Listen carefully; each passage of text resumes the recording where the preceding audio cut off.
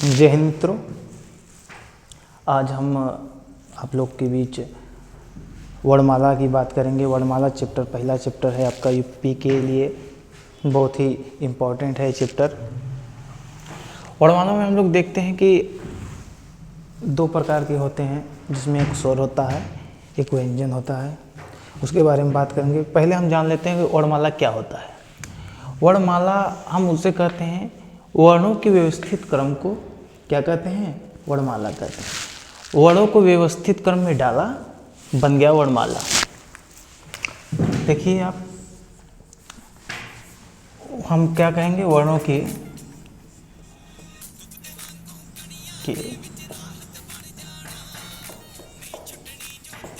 व्यवस्थित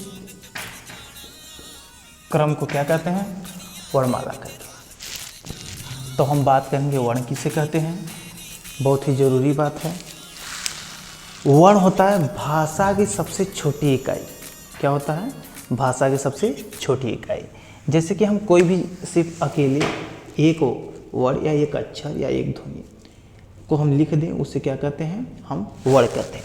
जैसे कि हमने क लिख दिया, ख लिख दिया, ग भी लिख दिया, तो एक ख जो है, ग जो है, ये सब क्या है? ये सब क्या है? वर्ण है। क्या है मित्रों? वर्ण है। हम लोग जानेंगे वर्ण किस स्टेप में कैसे कैसे क्या है, किस हिसाब से है। इसे थोड़ा इरेज कर देते हैं। हम लोग लिखेंगे भाषा की सबसे छोटी इकाई को क्या कहते हैं? वर्ण कहते हैं। देखेंगे मित्रों, यहाँ से हम लोग लिख दें भाषा की सबसे छोटी इकाई को हम लोग क्या कहते हैं? भाषा की सबसे छोटी इकाई को क्या कहते हैं? हम लोग वर्ण कहते हैं। भाषा की सबसे छोटी इकाई को क्या कहते हैं? को वर्ण।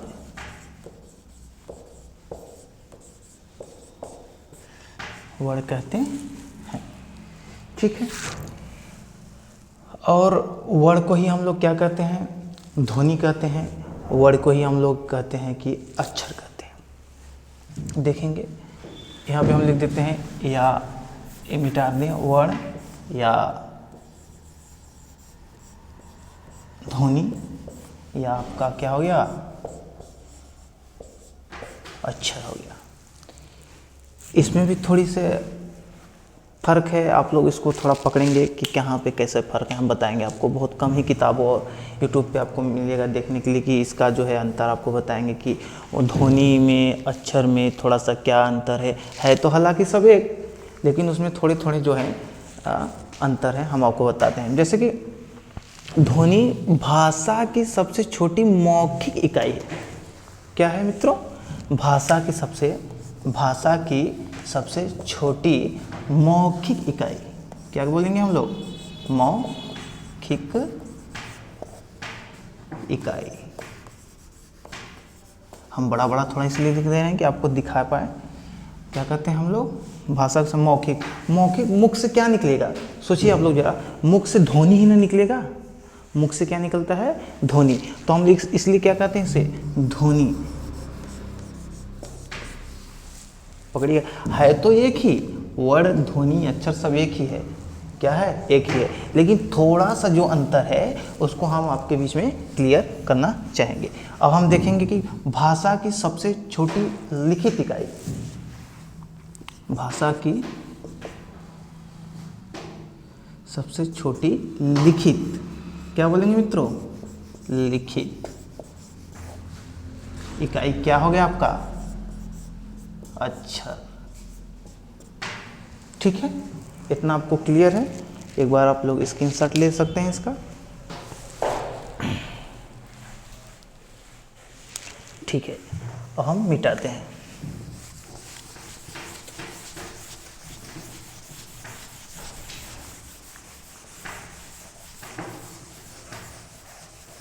अब थोड़ी सी चर्चा करेंगे, थोड़ा अब आगे बढ़ेंगे। कुछ चीज़ें हम आपको ऐसे भी चीज़ बताएंगे जो आपको किताब में ना मिले या किसी यूट्यूब पे भी ना मिले, लेकिन हम बोले हैं, आपसे वादा किए हैं कि फाउंडेशन बैच की तरह ऐसा कहीं आपको नहीं लगेगा कि हम यूट्यूब पे आपके साथ धोखा करें, आपका समय खा रहे, नहीं।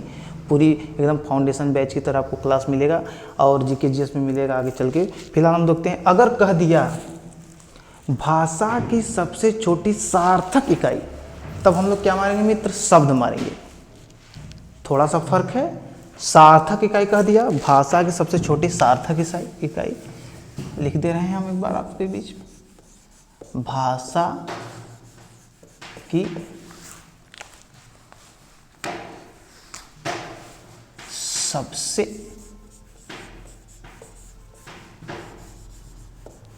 छोटी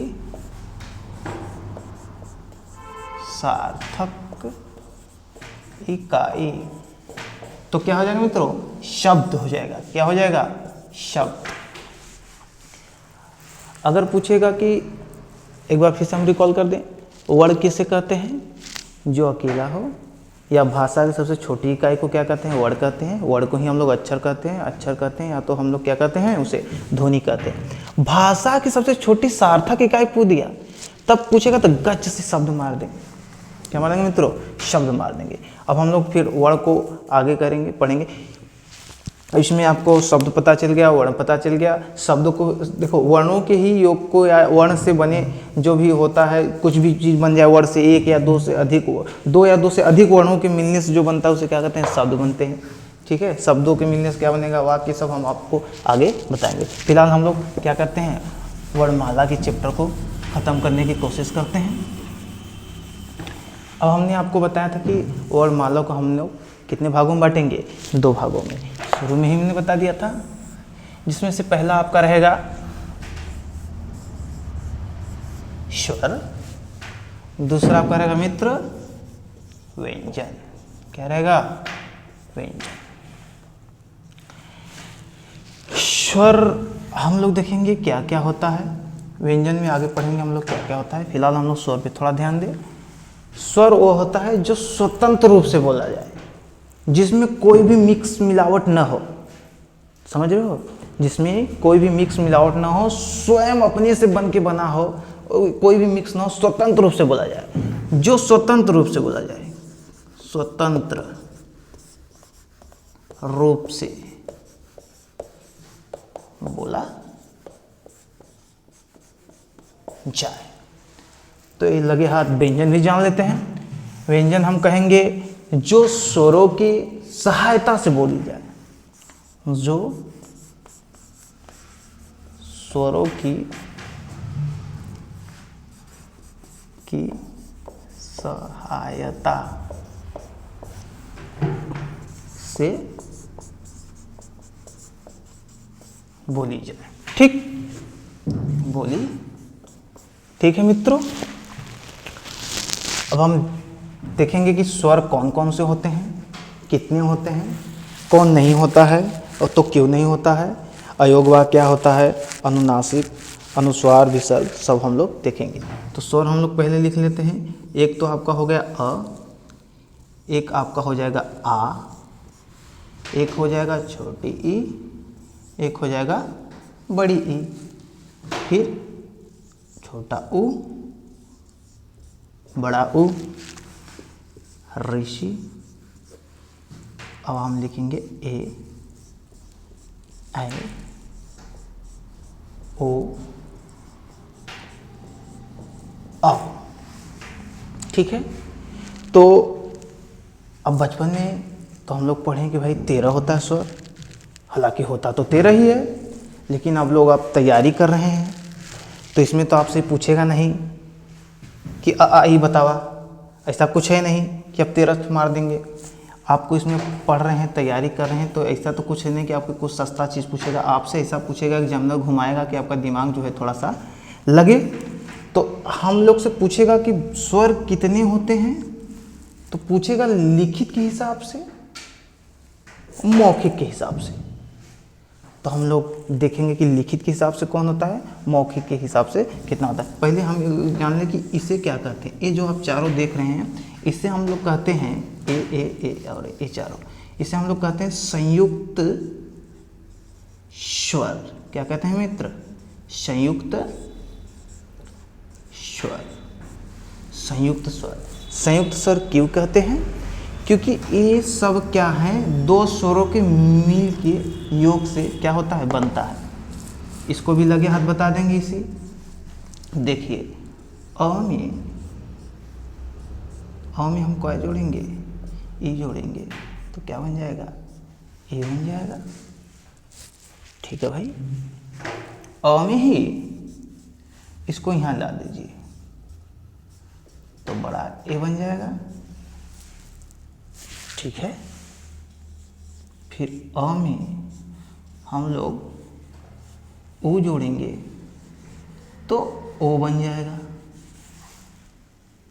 अब इसको यहाँ ला दीजिए, अ में ओ जोड़िए तो क्या बन जाएगा, औ बन जाएगा। देखिए कहीं ना कहीं संयुक्त मतलब होता है कि साथ योग कुछ होता है, कुछ चीज़ों के साथ मिलकर बनी हो, संयुक्त हो, तो इसमें जुड़ के बना है, इसलिए हम इसको क्या कहते हैं, संयुक्त स्वर कहते हैं। संयुक्त व्यंजन भी है, वो हम आपको आगे बताएंगे। ठीक है, और इसमें जान लेते हैं ये क्या है। ये लिया गया है संस्कृत से। कहाँ से लिया गया है, संस्कृत से। इसको उच्चारण के हिसाब से हम स्वर नहीं मानते, सिर्फ लिखने के हिसाब से। किसके हिसाब से मानते हैं, लिखने के हिसाब से। संस्कृत से लिया गया है, कहीं भी किताब में आपको नहीं मिलेगा, तो आप लोग लिख सकते हैं लिखित के हिसाब से स्वरों की संख्या।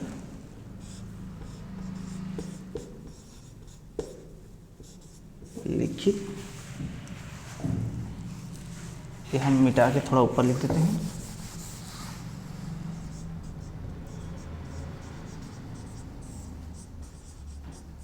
लिखित स्वरों की संख्या कितना हो जाएगा मित्र, 11। उच्चारण के हिसाब से, उच्चारण के हिसाब से स्वरों की संख्या, उच्चारण की दृष्टि से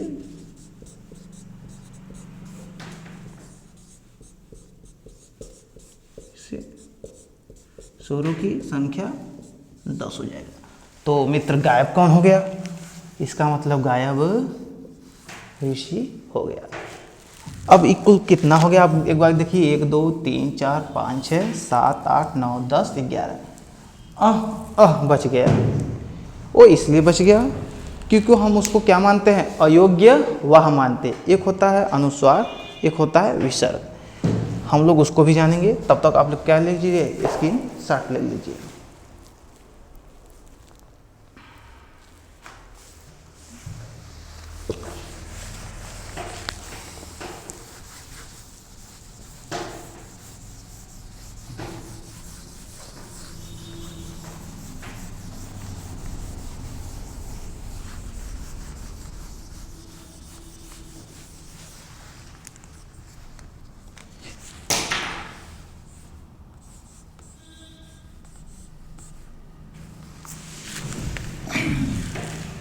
हम लोग बात कर रहे थे आ की, मतलब अयोग्यवाह।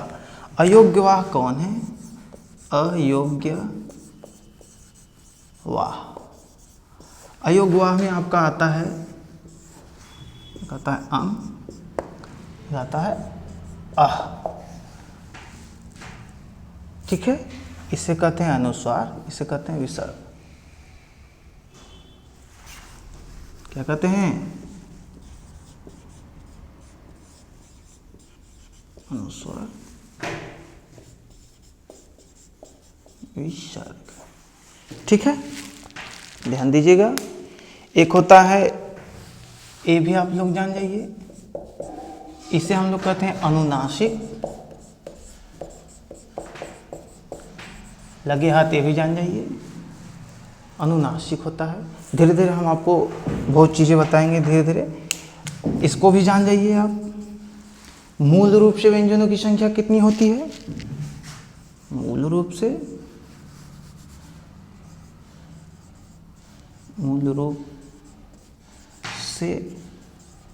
व्यंजन आपका 33। कुल व्यंजनों को पूछ दिया तो आप लोग मानेंगे 41। कुल व्यंजनों की संख्या, कौन कौन जुड़ा कौन कौन हटा सब हम आपको बताएंगे। अगर पूछ दिया कुल वर्णों की संख्या तब हम 52 मारेंगे। क्या मारेंगे मित्र? कुल वर्णों की संख्या कितना हो गया? 52। कितना हो जाएगा? 52। स्क्रीनशॉट लीजिए आप लोग।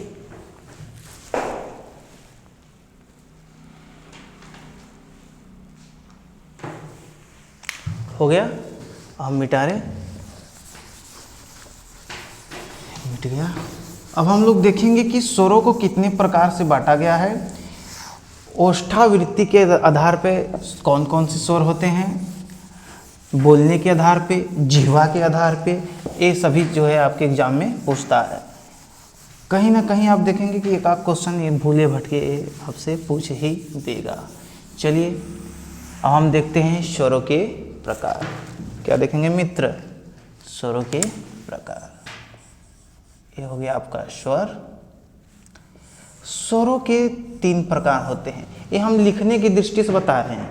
लिखने की दृष्टि से क्या हो गया? जैसे मात्रा के आधार पे स्वरों के प्रकार कितने होते हैं। मात्रा के आधार पे हम लोग देखेंगे स्वरों के भेद या स्वर के भेद 3 हैं। एक आपका हो गया ह्रस्व। क्या हो गया मित्र? ह्रस्व। तो आपका एक हो गया दीर्घ, एक हो गया प्लुत। क्या हो गया?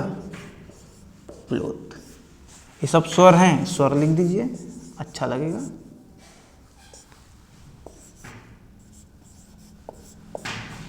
ये भी आपका स्वर है।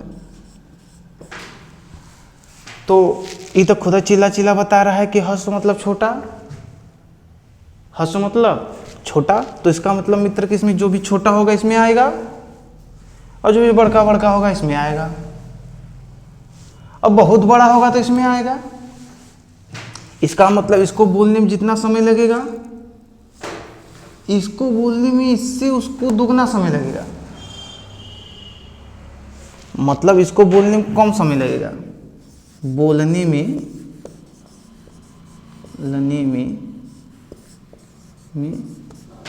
कम समय।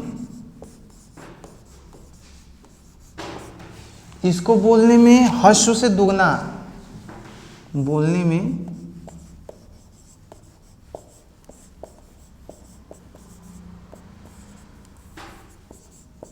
ह्रस्व से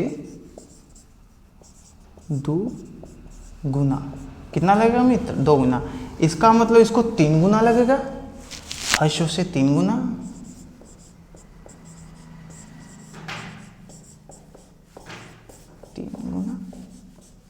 ये बोलने की बात हो रहा है तो लगे हाथ ये भी जान लीजिए कि कौन कौन होता है ह्रस्व। खूब चिल्ला चिल्ला बता रहा है कि हम छुटका हैं तो छुटका रहेगा, बड़का किस में चला जाएगा? देखिए बड़का इसमें आ गया।